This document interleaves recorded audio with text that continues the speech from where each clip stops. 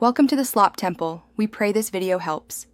In this video, I will explain how to play Castlevania Symphony of the Night. Begin by familiarizing yourself with Alucard's controls, including jumping, attacking, and using sub-weapons. The castle is vast and interconnected, so explore every area thoroughly to uncover new paths and secrets. Focus on defeating enemies to gain experience and collect valuable items that will improve your character's strength and defense. This initial exploration is key to your success. Combat in Symphony of the Night involves more than just mashing buttons. Experiment with different weapons, from swords to knuckles, and master your sub-weapons like the holy water or cross.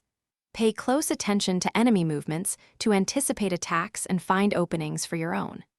Exploration is rewarded.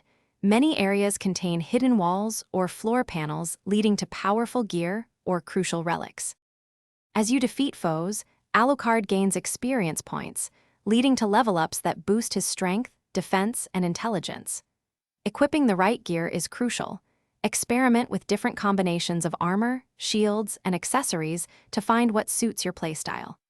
Remember to manage your inventory, using healing potions when needed and saving special items for challenging boss encounters. Beyond basic movement, Alucard can transform into a bat or wolf, offering new ways to navigate the castle and reach previously inaccessible areas.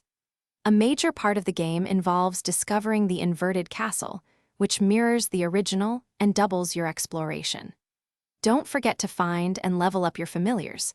These loyal companions provide invaluable support in combat and can even find hidden items. Thanks for watching. Consider subscribing if we helped you.